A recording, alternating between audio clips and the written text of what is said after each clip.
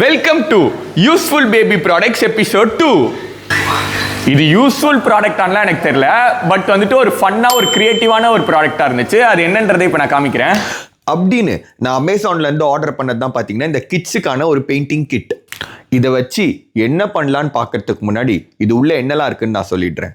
ரொம்ப சிம்பிள் தான். ஒரு 3 டிஃப்ரெண்ட் கலர்ஸில் சின்ன சின்ன பெயிண்ட் டப்பா இருக்கும், அப்புறம் ஒரு கேன்வாஸ் போர்டு இருக்கும். கொஞ்சம் பேர் ஆல்ரெடி கெஸ் பண்ணியிருப்பீங்க. எஸ், இது பார்த்தீங்கன்னா கிட்ஸோட ஹேண்ட்ஸ் அண்ட் லெக்ஸ் எல்லாம் பார்த்தீங்கன்னா ஒரு இம்ப்ரெஷன் எடுக்கிற ஒரு சின்ன ஆக்டிவிட்டி. இப்போ கூட ரீசெண்ட் டைம்ஸில் இந்த கேஸ்டிங் மோட்லாம் பார்த்தீங்கன்னா ரொம்பவே ட்ரெண்டிங்காக இருக்குது. மெமரிஸ்க்காக நிறைய பேர் இதை வாங்குறாங்க. ஸோ அதோட ஒரு சிம்பிளிஃபைடு வெர்ஷன் மாதிரி கூட நம்ம இதை சொல்லலாம். சிம்பிளாக சொல்கிறேன் பாருங்க. கையிலையும் கால்லையும் பெயிண்ட் தடவிட்டு அவங்க கொடுத்துருக்க போர்டு மேலே ஒரு இம்ப்ரெஷன் வச்சு எடுத்துருங்க. அந்த போர்டை உங்கள் மெமரியாக நீங்கள் வச்சுக்கோங்க. அவ்வளோதான். பெயிண்ட் அப்ளை பண்ணுறதுக்கு முன்னாடி பாப்பாவோட கையிலையும் கால்லையும் பார்த்தீங்கன்னா நல்லாவே ஆயில் அப்ளை பண்ணிடுங்க. என்னதான் இது பேபிக்கான பெயிண்டாக இருந்தாலுமே நம்ம ஒரு சேஃப்டி ப்ரிகாஷன் எடுத்துக்கிறது ரொம்பவே நல்லது. சொல்கிறதுக்கு ஈஸியாக தான் இருந்துச்சு. நாங்கள் ஆரம்பிக்கும் போதும் ஈஸியாக முடிச்சிடலாம் அப்படின்னு நினச்சி தான் ஆரம்பித்தோம். ஆனால் ஆல்மோஸ்ட் ஒரு 1 hour கிட்ட ஆயிடுச்சு.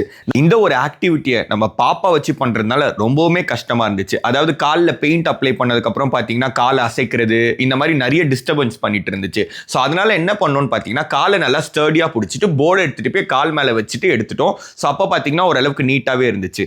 காலை விடியுமே கைக்கு இன்னுமே ரொம்ப கஷ்டமாக இருந்துச்சு. கையில் பெயிண்ட் அப்ளை பண்ணோடனே பார்த்தீங்கன்னா கையை நல்லா கசக்கிறது, வாய்க்கிட்ட எடுத்துகிட்டு போகிறது, மூஞ்சிக்கிட்ட தேய்ச்சிக்கிறது, இந்த மாதிரி நிறைய டிஸ்டர்பன்ஸ் பண்ணிட்டு இருந்துச்சு.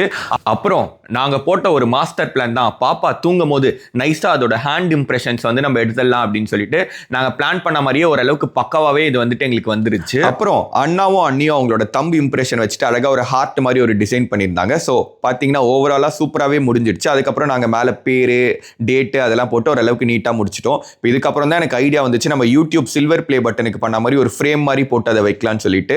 ஸோ நான் அது பண்ணதுக்கப்புறம் உங்களுக்கு ஸ்டோரியில் அப்டேட் பண்ணுறேன். இந்த ப்ராடக்டோட லிங்க் உங்களுக்கு வேணும்னா கமெண்ட்ஸில் லிங்க்னு டைப் பண்ணுங்க. நானே உங்கள் டிஎம்க்கு இதை சென்ட் பண்ணுறேன். தேங்க்யூ, பாய்.